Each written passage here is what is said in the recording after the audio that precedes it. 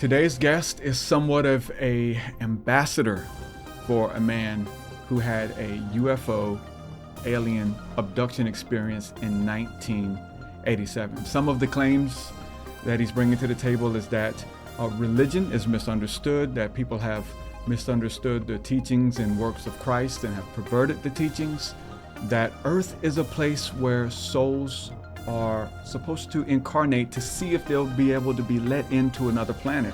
Some of these claims may seem a little bit far-fetched. He even claims that the tomb of Christ is not in Jerusalem, that it's actually in Japan, and that Jesus and the Christ may have been two different individuals. So a lot of different things in there that were question marks. Did aliens build the pyramids? Lost technology, levitation, telepathy, all of these things are covered in this episode and more of the Truth Seeker and Aaron podcast. Stay tuned. Merging the two topics of UFOs, aliens, extraterrestrial beings, and the caveat for us, which is the icing on the cake, is Jesus, and how all these kind of work together in your story and the message that you're bringing. So I know this is going to be a great interview. Again, welcome to the podcast. If you want to go ahead and start by kind of giving a brief intro, who you are, what you do, and why you're here. Well, I was born in Beijing, China in 1978, came to the US at the age of 15, and I went to UC Berkeley, and now I'm a lawyer and also a certified court interpreter and a Chinese translator. The reason that I really want to talk about the book is that this book really convinced me to follow the teachings of Christ. Because in the past, even though I went to the church in Los Angeles, I did not believe anything written in the Bible. I went to the church for social reasons, to expand my social network and business opportunities. However, after reading this book, Theoba Prophecy, it really convinced me that the right way to live is to follow the teachings of Christ. And so this book, the Theoba Prophecy, is that close enough? Yes. It was written by Michel, how do you pronounce the last name? Demarque. And it was originally titled here, the Journey to the Ninth Planet, or the Abduction to the Ninth Planet? Yes, exactly. So this is a claim that he experienced a abduction scenario phenomenon, and he was taken aboard a spacecraft, a blue spacecraft, to the ninth planet, Theoba. Yeah, actually, the book talks about his encounters with the ETs, who are highly advanced and having a very advanced civilization, who took him to their planet called Theoba for 9 days and then came back. And the book actually answers a lot of the questions about the paranormal, about the ancient civilizations, about how the mind is so powerful, and the miracles that Christ performed after he began preaching. Also about the dangers that facing Earth right now, the real dangers. Number 1, money. Number 2, politicians. Number 3, journalists and drugs. And number 4, organized religions. So this is actually the book explains what happened in our past, where we all came from originally, and the creation of the universe and human beings as well as the ETs, and all the things about the pyramid and the Bermuda Triangle, ghosts and spirits, and everything is explained in the book in a very logical and reasonable manner. It makes common sense, perfect sense to me. So one thing that as we were kind of doing an overview of the material, that strikes us as unusual, at least for me, like it's something I had never heard before, was that there's a tomb for Jesus Christ in Japan. But, you know, a lot of the Western Church goes to Jerusalem to visit the tomb that Christ supposedly resurrected out of. So can you speak a little bit to those discrepancies, and is that addressed in the book at all? Yes, the book talks extensively the reasons why there's a tomb of Jesus in Japan. That's not the tomb for Christ, but the tomb for Jesus. Actually, that's the main reason that I'm convinced everything written in the book is true because the book was written in 1989. He had an encounter in 1987. It took him 2 years to write a book and got a book published in 1993, way or many years before internet arrived in Australia, where it became popular. And he was actually a landscaper in Cairns, Queensland, Australia, who didn't have a lot of education, who did not know how to type on computer, not to say how to search online in later years when the internet went to Australia. So the book describes in detail that match the descriptions that you can find nowadays about the tomb of Jesus in Japan. And also it answers the question why there's no record in the Bible of Jesus performing miracles before the age of 30, before he began preaching. And also explains why some people say that Jesus went to India.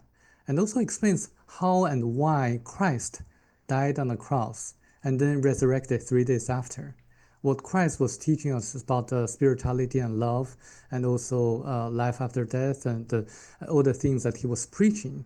And also, I think this book explains everything that happened as described in the Bible very logically, talking about how Jesus was born from Virgin Mary, from the embryo that was put into the uterus of Virgin Mary to catch people's attention that someone special or miraculous was going to be born this way. And so the King Herod was paranoid and killing so many babies at that time. And then how Jesus went to India and through China and to Japan. And then how Christ came to us and then started to preach about spirituality and all the things that's described in the Bible. And this book explains perfectly how everything was connected. We're going to get more into that, into the teachings of Jesus and his life and his impact on your life, and how you began reading the Bible, and how this book kind of was the caveat for you to start believing in Jesus and reading the Bible for yourself. But let's get more into Michelle's experience and encounter. Like I always want to know, like, how did this happen? Does he go into detail about when he saw the craft, or if he even saw it, or how the abduction phenomena happened, and what did the beings look like? Because I know he talks about all types of other anomalies and like giant, what is it, cockroaches or ants and things like that he saw on other planets that he was shown. But what did the beings look like, and how did this abduction scenario take place for him? First of all, there are different kinds of ETs in our Milky Way galaxy. Some are very advanced, such as the ones that the author Michelle encountered. Some are not so advanced, such as the ones that their spacecraft crashed on Earth, in which the US government has been working with, the Greys. And the ETs that Michelle encountered are highly spiritual. They're 9 or 10 foot tall.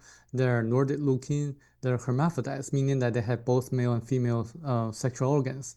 So they are a compassionate being. They don't die. They can generate and regenerate their body cells and tissues. They can perform all the miracles that Christ performed.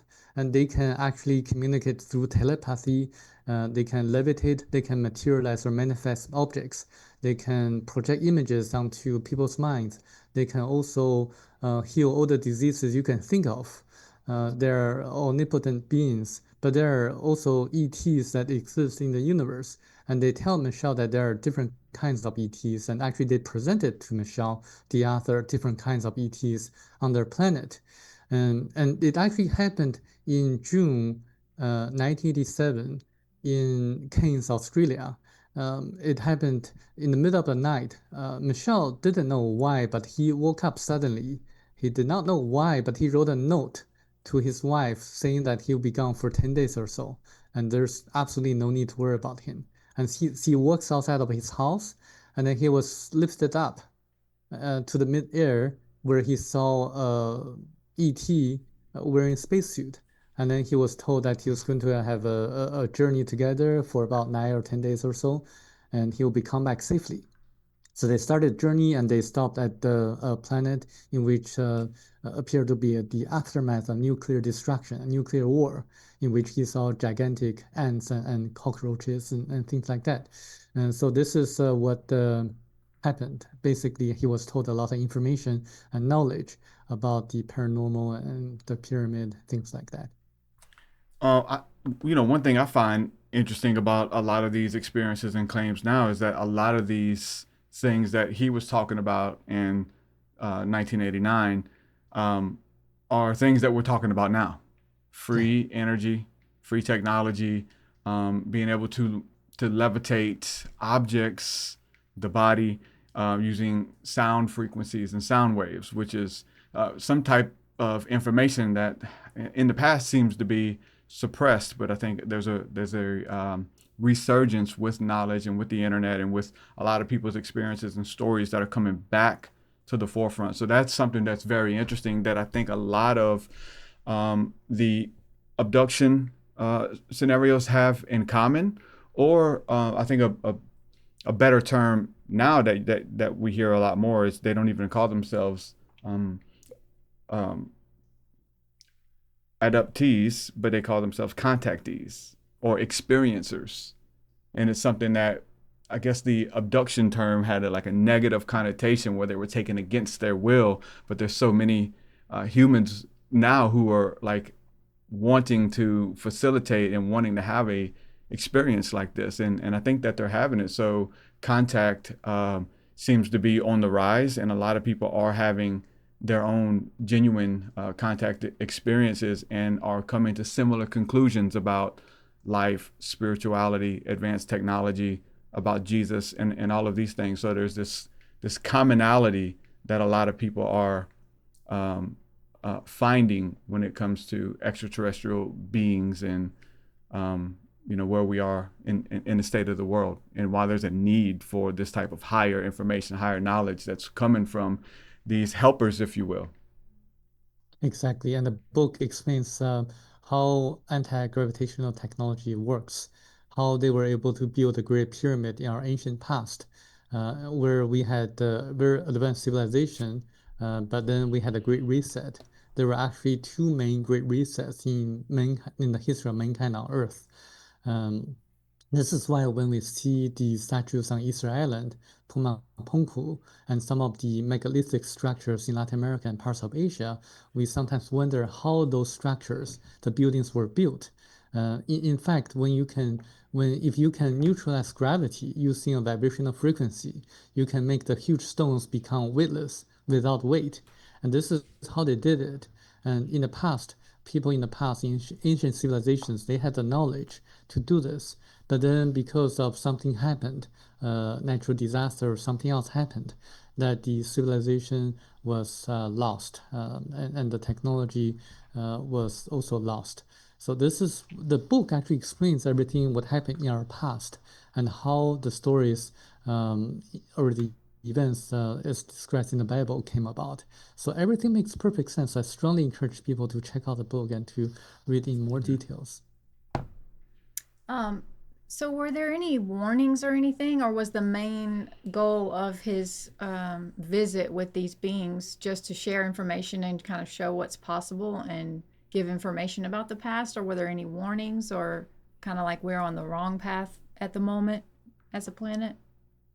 Yeah, both actually. They wanted to show us how civilizations, people in the different civilizations lived in the past. For example, in Lemuria or the continent of Mu and also Atlantis, how people behaved in the past, as well as warnings nowadays, especially the technological development.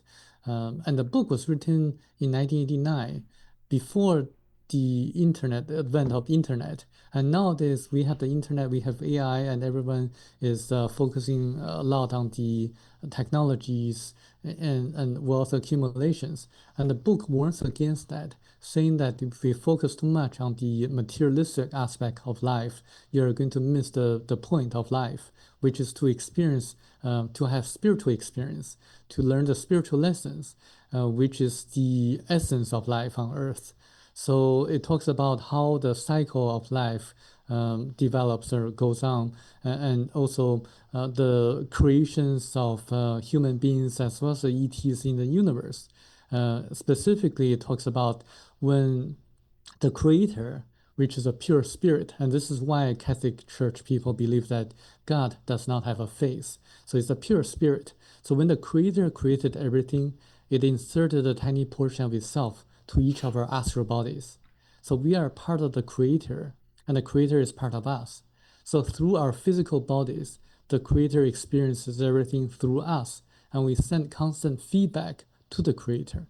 So in essence, we can communicate to the creator directly through meditation, through prayers, without going through intermediary agency like the church or organized religions. So we can really learn and experience everything we experience, and without really have to report to the pastors or the priests. In essence, this is the meaning of life, is to experience everything and to elevate our spirituality. So, he was shown why, essentially, why Earth exists. It's almost like this school for the soul, where the Yes. soul incarnates here to develop itself. Does he talk about, once the soul develops itself, will it be let into these other planets or dimensions once we are able to get out the evil or the wickedness out of our astral body or out of our soul? Once we're able to deal with it here, that we're elevated up to higher dimensions, which many Christians may call a type of heaven or something like that, or New Jerusalem? That I think the Bible is clear that the evil are actually on the outside of the New Jerusalem, like they actually won't be let in. And it almost kind of seems like it's this parallel story of what we're experiencing on earth, where we're here and there's wickedness here and all the things that are mentioned of the evil people, that I think humans in general still have the capability to commit such heinous acts, as well as beautiful acts as well. Let's not negate that, but to see Earth as this kind of training ground to see who's going to be let in and if you can be trusted in the next life or the worlds to come. Can you give us a little bit more information about what he said about kind of Earth being this training ground for the soul? Exactly. Earth, according to the ETs, is just like elementary school for us to learn the basic principles of life, our spiritual lessons. And then we can graduate and move up the ladder and to go to maybe middle school, high school, or college. And the ETs from Theoba, they are not God, they are not the creator. They're the ETs from, for example, like a college, Harvard or Yale. So they actually kind of guide us and serve as our mentors, giving us nudges occasionally, sometimes directly, sometimes indirectly. And they really respect our free will. So my kind of speculation is that when we read the Bible, we tend to read a lot of parables. For example, the concept free will is one of the concepts that's portrayed as a parable in the Bible. When you are told not to eat an apple from a tree, but you exercise your free will and still eat it, that you have to face the consequences. So that's actually a parable for a free will, and that's probably the reason why we have so many deviations on Earth from the right path.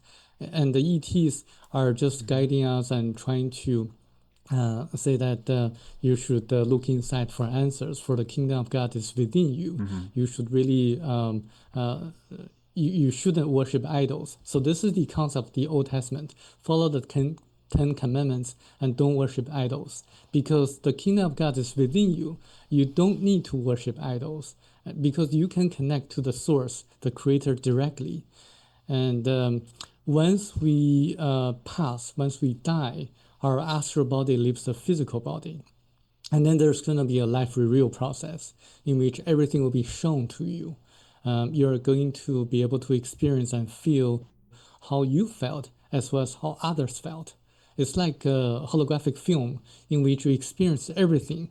So this is actually talked about by a lot of people who have had near-death experiences.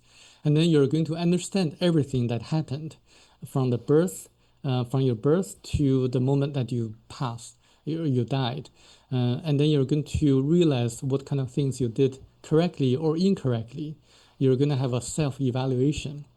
But because you are part of the creator, and the creator is part of you, is also, in a sense, the judgment by the creator or by God. So in essence, you evaluate everything you did, and then you determine what kind of spiritual lessons you learn in your next life. And you can live on earth.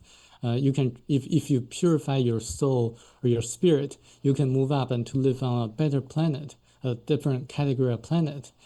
And then when you reach certain levels or different cycles, you can actually live on a category 9 or the planet in which the Theobans came from. It's like a paradise, everything's so perfect. But in between, before you really move up the ladder, you are going to have a very blissful feeling in which a lot of NDE people experienced. So that feels like in heaven, but that's kind of like an intermediary stage before the cycle continues. In essence, this is reported by Michelle. According to the ETs, actually he was led by the ETs to see how he lived in different lifetimes on different planets. And we do learn the basic principles on Earth, but we can really live on a different planet. And then we can actually join and rejoin the creator or the great ether, the pure spirit. This is how things go as a cycle for human beings on Earth as well as for the ETs. So it's like a filter, like a filtering process where we go through these levels and these planets and purify ourselves to the best of our abilities. And then once we are complete on this journey, we go to the next level per se. Like let's say we graduated Earth School, we go to the next level, and the next level. The ultimate goal is to be completely rejoined with the creative spirit, the ether force. Is that right? Exactly. You Okay. nailed it. And they use the word filter in the book as well. Oh, nice. Yeah, it's interesting too. We've kind of studying satellites and how these satellites are almost like this border or this uh, planet or sphere that kind of watches another one. Like I'm gonna look over your shoulder kind of thing. Um, and it's almost how we were looking at these different satellite planets. We'll say that when I say satellite, a satellite planet, such as the moon and things like that. And so each planet has moons and satellites that are kind of watching over it or protecting it. And they act as filters as well. The moon even controlling the tides of the water for our planet, right? But it almost seems like Earth is a satellite or a filter for heaven, right? Like this you have to pass through this veil first to see if you can purify yourself enough to get in. And whoever designed this, right, the ETs or God or both together, I think they did a pretty good job. Because I think we would want heaven on earth or want this perfect world, but we're not perfect people, right? So we have to kind of go through these processes to get the inconsistencies and get the impurities out so that we can be refined as something beautiful that can be let in and not corrupt or hurt the beings or the people, our brothers and sisters who are already there. So, and I see that sentiment all through the Bible as well, and kind of that reasoning and these cycles of incarnation, if you will. And so, with that being said, there's a term that's being used a lot now called the simulation theory, and wondering if Earth or this reality is a simulation that is being performed by higher beings, more advanced beings, futuristic humans at that. This simulation theory. Have you heard about that? And do you have any thoughts? So maybe that can coexist in this. Maybe it's just another word for some of the things we've been talking about. I've heard of that, and I hear you as well. And In my mind and my speculation is that we are people living on Earth trying to experience everything and trying to respond to the challenges in life. So this is a way to learn spiritual lessons. And there are certain events and things that are predestined to happen. But we also have a free will to respond to the challenges and to those events that are predestined to happen. So it's like we are students taking exam.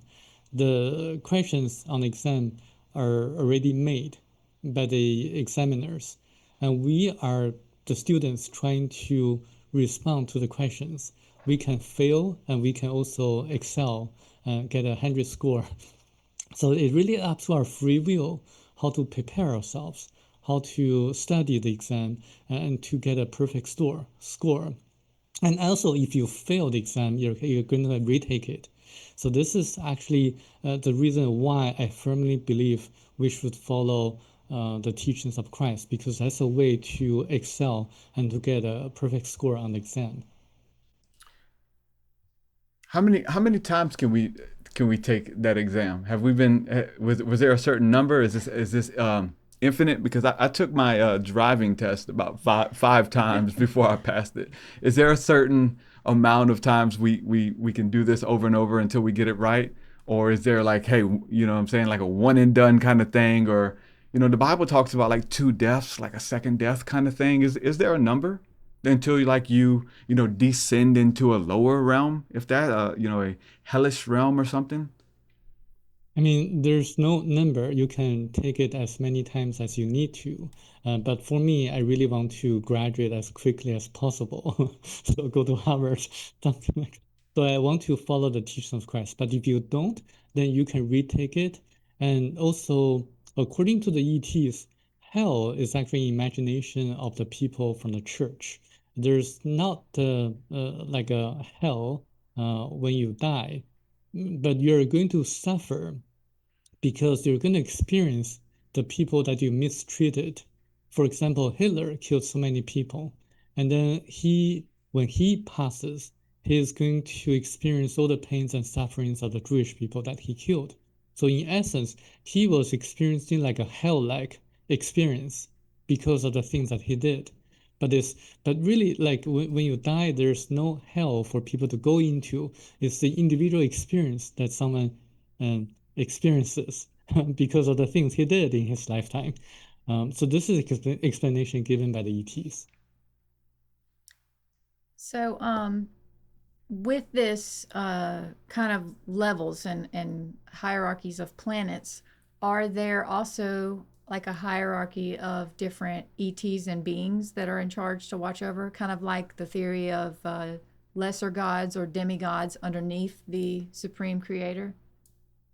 Yes, there are different kinds of ETs, and some are very advanced, such as the ones that really helped Moses to part the sea, parting the sea for Moses, giving the Hebrews mannas, like the Theobans, and responsible for the birth of Jesus and resurrection of Christ. And there are also the lesser advanced ETs, such as the Grace, whose UFOs, the UAPs crashed on Earth, in which the people in the US and have been focusing too much on reverse engineering the technologies from the crashed UFOs, the UAPs. So they're learning from the people who, or the ETs, that their spacecraft crashed. So they're learning the ones that from the lesser ETs. But we want to learn from the better, more advanced ETs, the ones who have been helping us throughout history. And actually, this book got into China miraculously as a science fiction, but a lot of people believe that this is a true account of what the author experienced.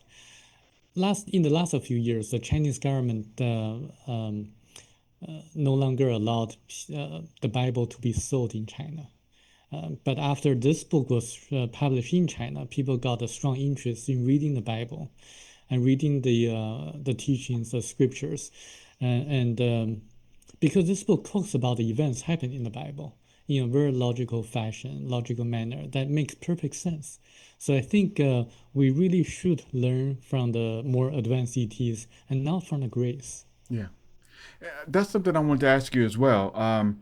Because there's a disconnect for us here, and I know it's one way of looking at it from a Christian perspective, of why the Bible isn't allowed in China, right? There's an attack on God, or morals and principles in the Bible, but there's really a lot of different things in the Bible, and the Bible in the wrong hands turns into a weapon of mass destruction. It just does. Any sacred and holy text does, when the wicked get a hold of it. Um, but what does the Chinese government, like? What is their reasoning about banning the Bible in China? Like, is They there an want official the statement or reason why? So they want the stability of the country. So with so many people believing in Christianity, they think there's going to be a threat to the governance of China, the Communist Party of China. So this is why they don't want any religion to be extremely powerful that would pose as a threat to the government. It's very similar to the idea that like we a lot of people in the Western world they pose the ETs as a threat. Yeah, So in fact, it's not a threat to the mankind on Earth. it's a Similarly, the threat to the Chinese government. religion, though, right? And the Yeah, governments. yeah, I know. Yeah. So it's very unfortunate, but I would suggest people read the teachings of Christ more seriously. Um, are these beings here with us now? You talk about them, watching over us, kind of thing, and kind of popping in to share some knowledge and wisdom here and there. But are they living amongst us? Are these advanced beings here in human looking bodies, shorter bodies, living a life and going to work and maybe live next door to you? Or did he ever speak about that? The book doesn't really talk about it, but I know that the different kinds of ETs live on Earth. For example, the Greys, they work with the U.S. government, and actually there's a psychic called Alex Tanios. He actually encountered the Greys, the ETs, in New Mexico. Because he had the psychic abilities, he was able to communicate with the Grey ETs through their mind, through telepathy. And Yeah, there are different kinds of, and the ETs from Theoba, they come to us from time to time, and they can influence the decisions of the government leaders. And they sometimes intervene. For example, according to this book, they actually prevented Germany from being the first country to develop the atomic bomb during World War II, ending World War II much earlier than it would have been otherwise. And I did check it out. There's a German scientist called Dr. Heisenberg, who was far more advanced than the American scientist in developing the atomic bomb. But for some strange reason, very strange reason, he made a very stupid mistake, a miscalculation, that in turn the report was read by Hitler. And Hitler believed that Germany did not have the natural resources, materials to make the bomb. So he gave out the plan. So this is why the Americans got the lead and deployed the bombs in Japan. And in the sense, the ET sided with the U.S. government because the government was more sincere in protecting individual liberties, according to the ETs. And this is actually some of the things that the ETs intervened.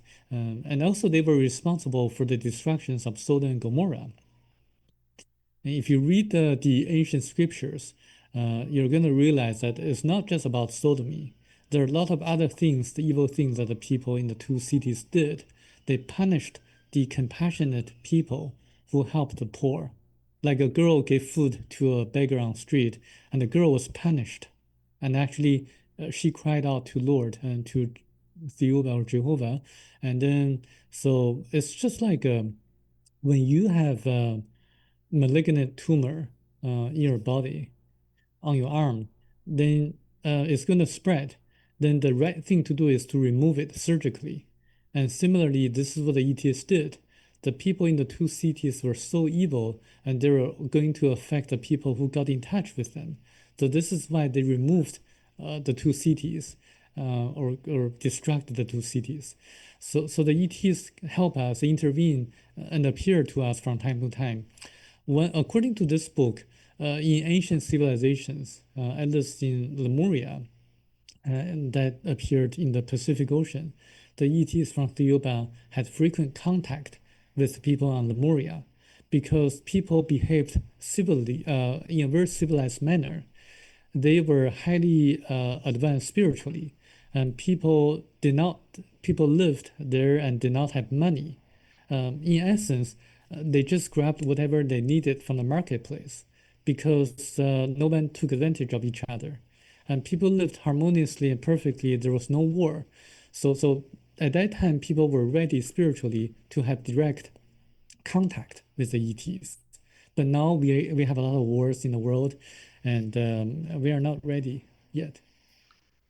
And they talk about a destruction, right? That this civilization could be reset if we stay on this kind of path of materialism, war, selfishness, which it seems like you know there's a lot of people, but it also seems like the majority of people are asking the bigger, deeper questions and are leaning more into compassion and things like that. And that's what it seems like whenever it's the majority of the people um, who are doing something on a planet that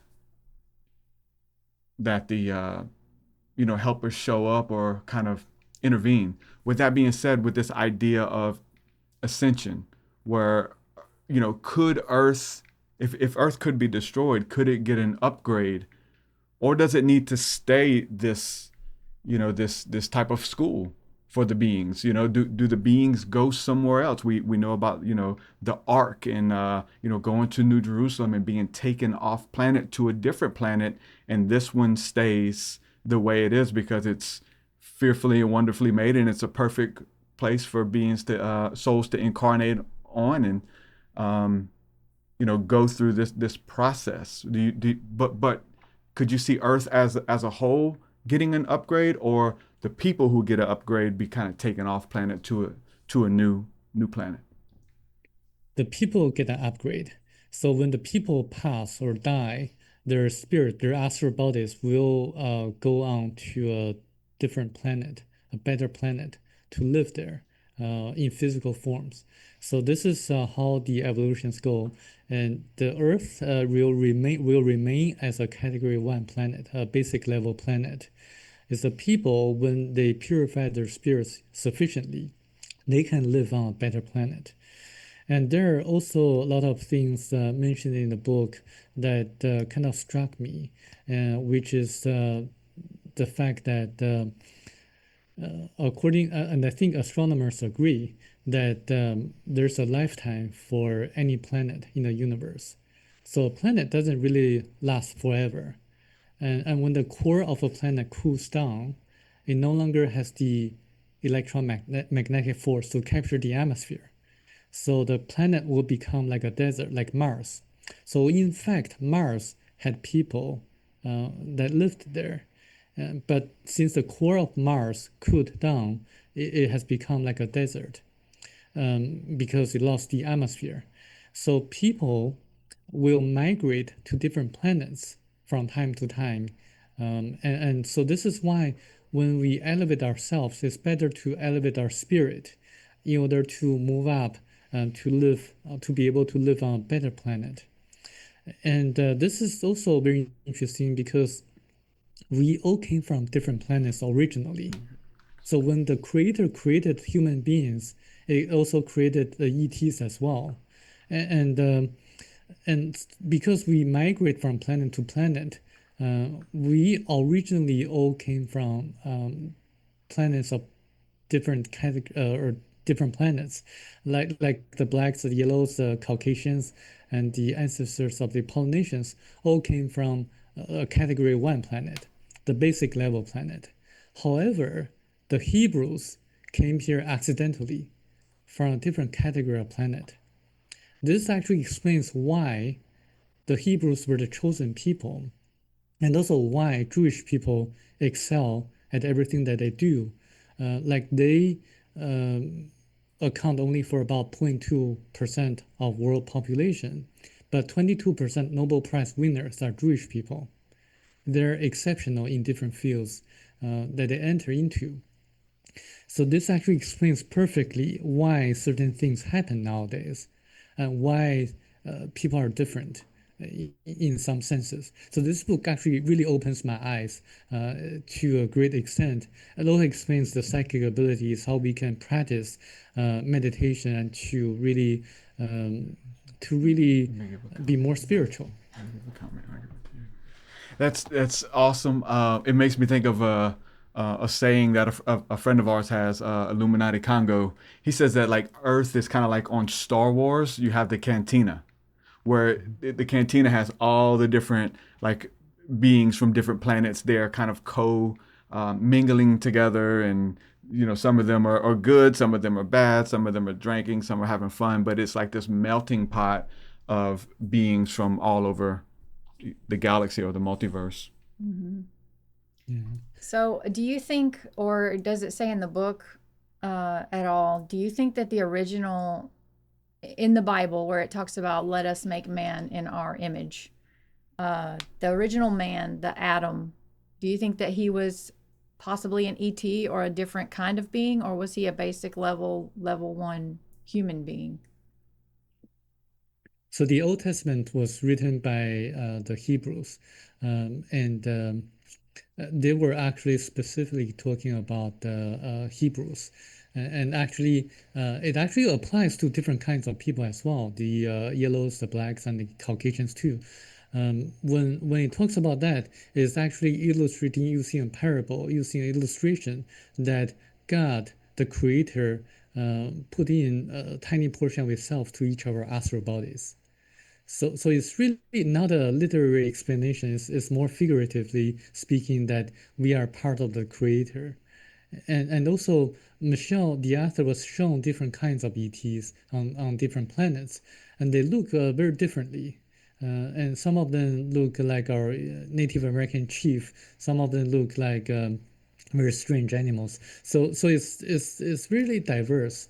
In essence, we are all the creations of the Creator, and the Hebrews are kind of unique on Earth, but there are different kinds of ETs on different planets that are similar to the Hebrews. So I think when the disclosure or ET contact is finally made, the Jewish people will have to be involved because they're kind of like a unique people on Earth. I do find it, and I see how these two ideas tie together here. This thing that Christ mentioned, and also Paul in the Bible, where it says like a true Jew is not one who was born in Jerusalem or born after a certain bloodline, but it says a true Jew is one inwardly, right? And so there's this idea that being a Israelite or one of the chosen people of God, that they could incarnate through different bloodlines, but it's this divine spark from the gods that spread out throughout the four corners of the planet, and and that you can't just look at a person and say they're special. Just like you can't look at, the thing with the Hebrews or the Jews, you can't look at them and say all of them are good people.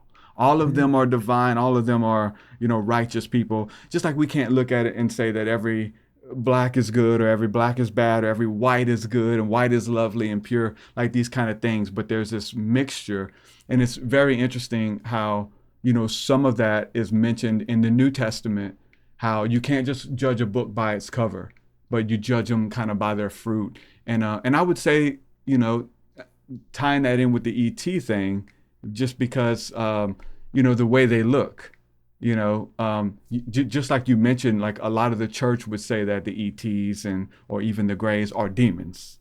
Like anything off world, anything that doesn't look like us is demonic. And just because it looks scary, or they may look grotesque or something like that, doesn't mean that they are. And that's a principle that I think a lot of people in spirituality have to learn when you're approached by different beings that don't look like you, so that we don't judge them too quickly. Because if you're in an experience or something like that, or you want to move forward, it really has the power to end abruptly when you become scared that a being, or a person for that matter, looks different or is different than you, you know? I totally agree. We cannot judge a book by its cover or just look at people's appearance and make Hmm. determinations. Um, were there, so again, like, me mentioning this and asking about the different beings that are here, and you mentioned the grays, and we talk about, there's paranormal occurrences and etheric beings and angels and all of this kind of stuff. Are there any, does he talk about them looking like humans, and actually being, again, like like going to work, like working a job, but they are higher beings, and they know that they're higher beings, but they may be on the same football team as somebody, or you know, they may be a coworker or a neighbor, and they know that they are from this other realm, or could be hundreds of, if not thousands of years old, incarnate here, kind of watching over humanity, but from this place of humility where they're actually doing life with you, that we would mistake as a beggar or as just a normal person. Do they talk about that at all? Yes, they actually appeared as angels in our past, in our ancient history, as documented in the Old Testament. So they actually came to Earth and had direct contact with us, and appearing as angels. And nowadays, I think they can also appear. And if you're able to if you're able to perceive auras or the human energy fields, then you're probably going to be able to tell whether this person is spiritually advanced, such as ETs, or this person has evil intentions. I know some aura readers like Barbara Brennan or Judith Collins who not only can see auras but also chakras. So they're able to tell whether a person is having physical illness or will have physical illness or not. This actually coincides with my upbringing, in which my parents are Chinese doctors. In the ancient past, traditional Chinese doctors could see the colors of auras and to use the different herbs to kind of remedy different illness because different herbs have different vibrational frequencies. When you boil the herbs into water, you're using the water as a carrier of the vibrational frequencies of the herb. And then when you drink the liquid or the tea, it kind of remedies your different energy fields. So you're going to improve physically or health wise. And this is actually why vibrational frequencies are so important in terms of music as well, and also colors as well. So everything is about vibrations and frequencies and energy, as Tesla said. So this is and when you can see auras, if you develop the ability to see auras, you're able to tell which one is an ET. So, going back to his question about the angels taking on a human appearance, you made a distinction earlier between the tomb of Christ and the tomb of Jesus. Is it because, that Jesus was born kind of as a human being, and then the Christ spirit married itself to him, and that's when he became the Christ? Do you think that that's a thing? So what happened was that the ETs wanted to help the people on Earth. So under the first, they helped the Hebrews under the Egyptians regime during Exodus, before Exodus, because the Egyptians were uh, suppressing the spiritual development of the Hebrews. So this is why they had Moses to come and to help the Hebrews to escape from the evil rules of the pharaohs. So under the Romans regime rule, the Romans believed in different gods or goddesses. It's kind of like idol worship. So it made a lot of confusions to the people. So this is why they decided to intervene and to had a very miraculous event that happened, which is the birth of Jesus from Virgin Mary. So everything described in the Bible is true, basically true. And with the Star of Bethlehem, you can imagine that's a UFO or UAP. And actually, I can pinpoint the exact date of the birth of Jesus from the astronomical records of China, because China kept a very detailed record, saying that there's a star in the sky that lasted for 70 days. And I can give you the date as well. So the young Jesus was born, and because he was born this way, his astral body enters into the embryo of Virgin Mary. It has to go through, by natural law, what the ancient Nagas would call the river of oblivion, forgetting all the memories of the past, forgetting the ability to perform miracles. So that young Jesus could not perform miracles, even though he was highly spiritual, having a profound conversation with the teachers of the temple. He went to India. This is why people say that Jesus went to India through China and died in Japan. So this is why there's a tomb of Japan.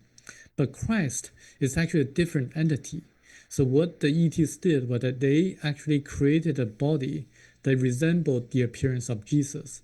And they had one of their people to come into the body made by them that appeared to be like Jesus in order to perform miracles. Why? Because people in the past, as well as people nowadays, they're highly skeptical. Unless someone could perform miracles, his teachings wouldn't have been believed by the people at that time. So he had to perform miracles. So he remembered everything, including his purpose on earth, which is to show people or to teach people basic principles, and there's life after death, and he was crucified and then resurrected after 3 days, and this is actually true, and this is actually to show people at that time that there is life after death, to give people hope, and so that they don't just think that this is the end of everything. What are some of the other types of beings that he was shown on different planets? I know I've seen something about planets that were destroyed. You mentioned Mars, but that there were still types of beings there. And again, one of them were large red ants and things like that. They were like giants and things. What were some of the different types that he saw as well? So we all came from different planets. The one that had the red large ants is actually a planet called Arimo X3, in which the ancestors of the Polynesians came from. That's the planet that the people that live on Lemuria came from. He also saw like another ET that's kind of having a square-shaped body called Arche, in which is also like a primitive planet, also comes from a primitive planet, but they're more spiritually advanced than people on Earth. And talking about that, they had 4 people on their planet that preached about spirituality and love and got killed by a dictatorship government. And then people realized what had happened, and they started a movement and demonstrated peacefully, having a nonviolent strike. And then the government became a more democratic spiritual government once everyone realized what was happening. And because they had an inertia of realization that everyone acted together and participated in the strike. So that's one planet or one ET that he saw. He also saw different kinds of ETs on the planet Theoba, and he actually saw I don't want to spoil it, but he saw the body of made by then that appeared to be the body of Christ, and he actually saw the details like the marks, the injury marks of the whips that Christ suffered when he was on the cross. He also saw the nail, the injury mark of the nail that punched through his wrist, not the palm but the wrist. If you study human anatomy, you're going to realize that if you nail someone on the palm, the body weight will be too heavy, and it will not support the body weight. It's only through the wrist that you can really crucify someone. So this is one detail he observed. So there are a lot of very interesting details in the book that can be verified by modern science and also by a lot of research. How did you find the book? Like, how did it come into your life? I was very curious about learning knowledge from advanced ETs, and I searched on Amazon books written by ET contactees, and I found this book. It was selling very expensively back then, back in 2014, over $100 or so. So I checked it out from the local library. Have there been any other experience or stories that has stood out to you over the years? We interviewed one of the ambassadors for Real and the Raelians, where he had a contact experience. Real, I forgot. I want to say it's the 70s, I think it was, where a craft came down to him and kind of showed him similar things. Is there any other um, notable abduction stories or people that you think may be working with or inspired by ETs or something like that kind of stands out to you? I actually had read so many books written by ET contactees by the time that I found this book. I think this book is very unique because it has a lot of specific, verifiable facts, and that make common sense. For example, if one ET contactee says that the ET tell him that the Great Pyramid was built using 200,000 slaves in a 40-year period of time, that really wouldn't make a lot of sense to me because it couldn't have been that way. But this book talks about the fact that the pyramid was built using anti-gravitational technologies and supersonic vibratory systems to cut the huge stones in a very precise manner. It was built by Thoth in 9 years' time, and so that the pyramid could be used as an energy center, a tool for the ancient pharaohs to communicate with people on different planets, and also to make rain as well. It makes perfect sense because we can validate that, especially with the recent discovery that there are subterranean and underground structures beneath the pyramid. So I think this book has a lot of information or facts that make perfect sense, common sense. I find that amazing that it was this abduction experience and this author's willingness to own his story and put it in a book and put it out there that ended up in your hands, that actually led you to Christ and led you deeper into the life and teachings of Jesus and actually reading the Bible and taking it serious. I think that's amazing. And I love how the creator is able to do that with other people's stories and sharing their own testimonies and their experiences with Christ that has opened that door for you. I think that's amazing. Exactly. And this book really converted me to a follower of the teachings of Christ. I mean, that's amazing.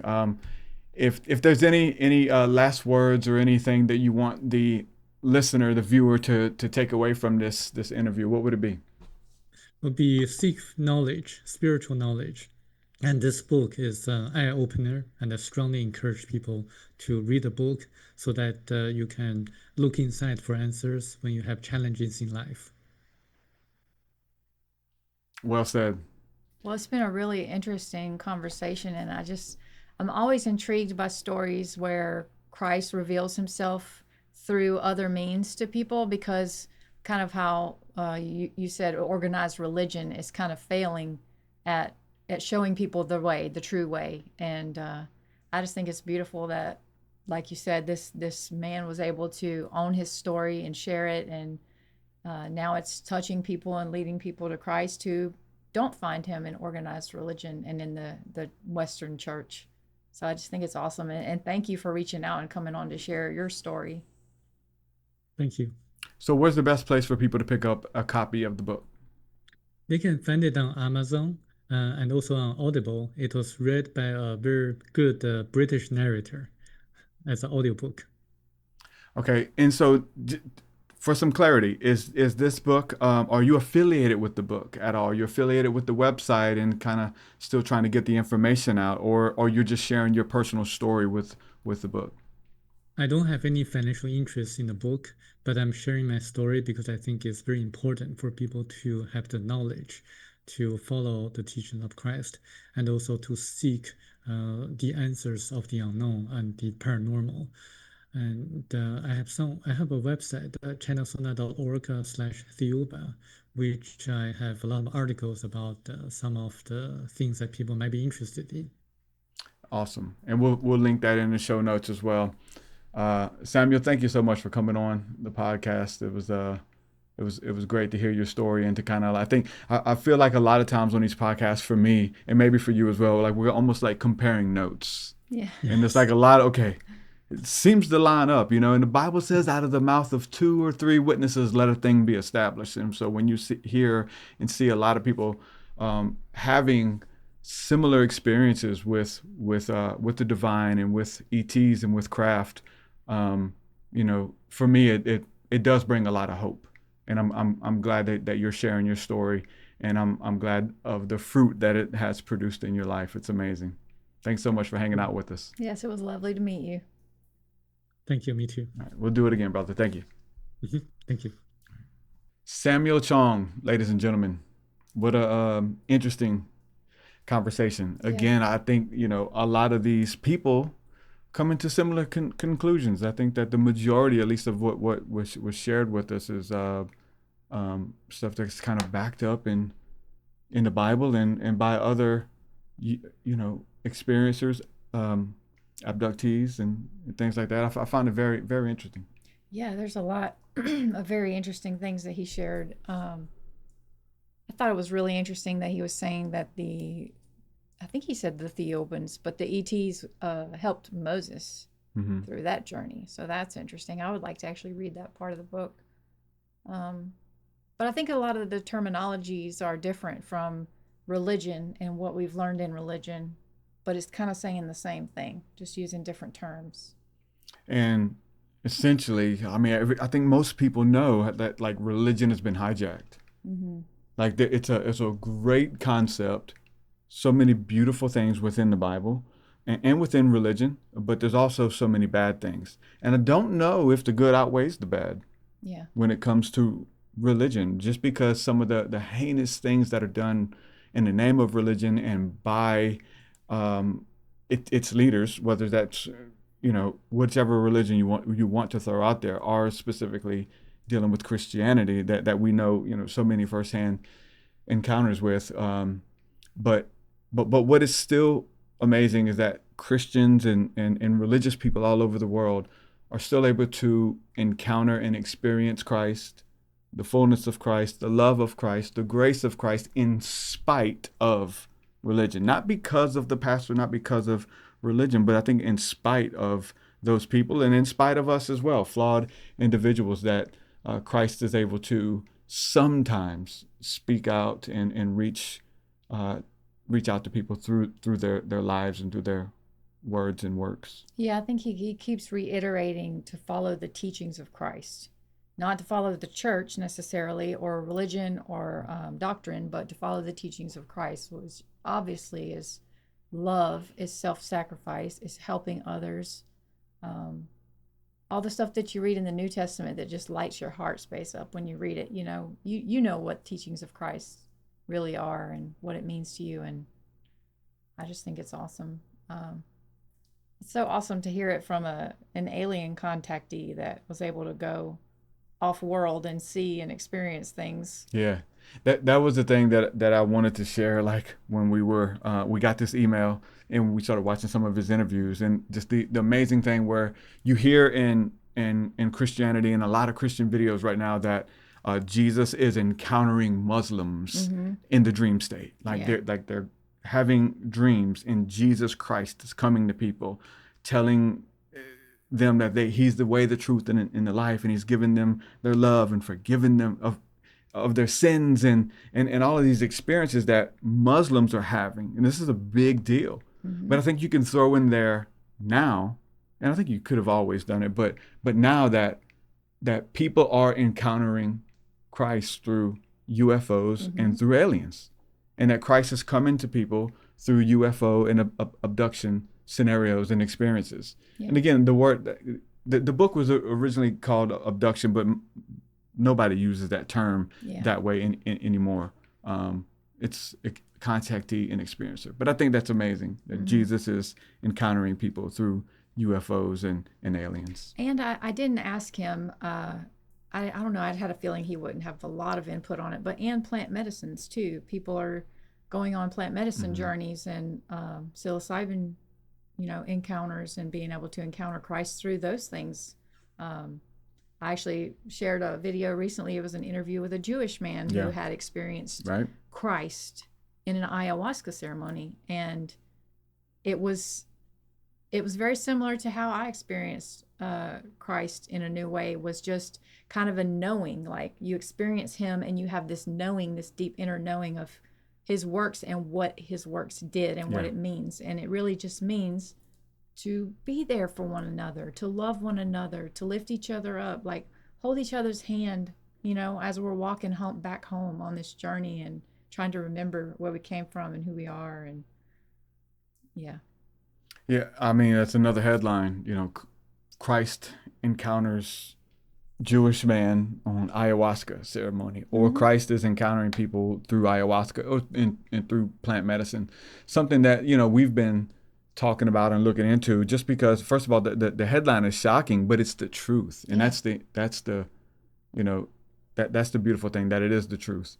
And it may not be somebody else's truth, and people will hear that and get offended and get shocked, but it is our truth, and it is the person's truth who experienced it. You can't tell them any different. Where people would want to argue and say God doesn't do that, or he's not going to show up in those situations. And I think it's very clear biblically that Jesus showed up in many uncomfortable situations, even Shadrach, Meshach, and Abednego being thrown in the fiery furnace, and they were going to die, and they're in this place of torment and torture, and then there's a fourth one in the fire there with them, or Daniel in the lion's den, and another being appears, and it doesn't say that it's Jesus. I think the church leans into that it was, it was the angel of the Lord, it says, and many people equate that with Jesus, and who knows, maybe it was, but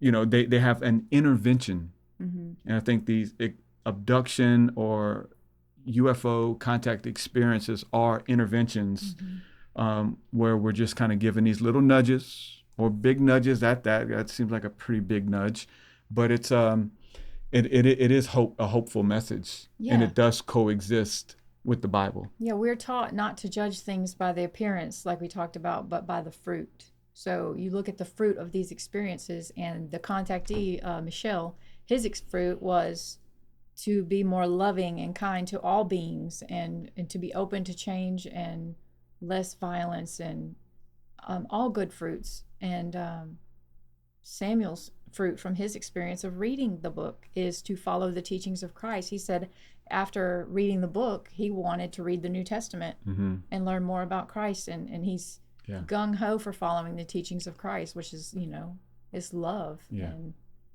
And that was one thing that I was like, just on a personal note, was like, I hope people take that away from my book. Yeah. Like they read my book and they want to dive deeper into the Bible, or they want to know Jesus, even after an interview or a podcast, right? They want to read more of the Bible, and, we mention, little nuances and cool encounters in the Bible. But the hope is that people would get hungry and want to go read and study for themselves and experience for themselves. And it is the truth. We get hundreds of messages from people all over the world that are impacted in that way. And that's the job well done for me. That's what I'm here to do, and I'm glad it's happening. But what a accomplishment for the author, because I've always said I don't think there's any more flattering compliment that you can get, is that your work or your music has brought me closer to God. Yeah, and so much so that this man Samuel is promoting it to the world and has no affiliation with it. I don't think you were even in here, but he mentioned the music. He's like, "Oh, I like your music." He's been listening to my music too, and I was like, "Oh, that's cool." So nice. It's cool. He's able to get the kind of full gamut of kind of what we bring to the table, and the music and the podcast kind of being married together. It's always interesting when I'm always wanting to know with people who sign up on Patreon or people who, because Patreon, like, you don't know. Yeah. Are they here for music, or are they here because of the podcast, or maybe they found the book, Yeah. And I remember when that started happening, because at the beginning it was kind of like all music. I started the Patreon. People who wanted more music or exclusive music, or wanted to support to create more music and music videos and all that kind of stuff. It was only that. And then once the podcast started blowing up back in, 2015, 2016, 2017, taking it serious, like there was a lot of people signing up, and many of them didn't even know that I did music. Yeah. Or many people who were there for the music didn't know that there was a podcast, and they would kind of find, each other, and it was like the work complemented it, because I would go into more detail about things I said in the music, and then you can kind of hear poetically a podcast episode summed up in a song or something. It's so cool, that whole phenomenon, and when it's, the things that we have out there that are meeting people where they are. Again, if it's the music that's reaching them, or the podcast, and then kind of the two coexisting. And it's cool that Samuel kind of mentioned both. He mentioned the podcast and the music. Yeah, that is cool. Again, with that being said, Patreon, we do have a membership platform where we offer behind the scenes exclusive music, early releases on episodes. That's one thing that we're doing. We release episodes a couple days early. So if you want to get the head start on the next episode and be in the loop, we also have Thursday night and Sunday rising sessions where we pretty much do this. I think this is what we do, is we interview and we talk to and we share with our online community of people all over the world. And I love it. People always want to talk to me and pick my brain, ask me questions, and we set Thursdays and Sundays aside kind of for that, kind of have these open dialogues with our friends and family. Yeah, so if you want to be a part of that, you can get those links by signing up at Patreon as well, patreon.com/truthseeker, or seer.school. Our Seer School community also gets that. Seer School is an app where you can get all of the same materials, but it's in an app form. And so it's the meditations, the music, community, chat room, all those kinds of things in a little bit cleaner, more streamlined format. But either one, you get access to those community calls. Yeah, the ways for us to stay connected, the community calls throughout the week, twice a week, but then, on the apps and things, and Discord and Patreon, and Seer School app, there's the DM features and private messaging and message boards. So it's pretty much our own social media kind of thing. And again, all the other exclusive stuff, the meditations are on there. There's so much that we do and bring to the table that it really becomes overwhelming. But what we do is, once we create something beautiful, we put it on those apps. So if you want to check it out for any level of giving, you can check out the Patreon, patreon.com/truthseeker. And we'd love to have you. With that being said, we're going to say peace and shalom. Let us know in the comment section what you thought about this interview and who you would like to see us jump on a interview and call conversation with next. We'd love to hear your thoughts. Yeah, we love you. You're not alone. We're all going through stuff right now, so come join the community and chat with us about it. Let's go through it together. Yeah. Right. Love you guys. Peace and shalom. We'll do it again. Hey, thank you so much for watching this episode. I hope you enjoyed. I want you to know that there is a video right here that you can watch a video right by me. Click this video. No, don't click his video. Click my video. His video is probably about demons and dark stuff anyways. And mine's probably about angels and awesome stuff.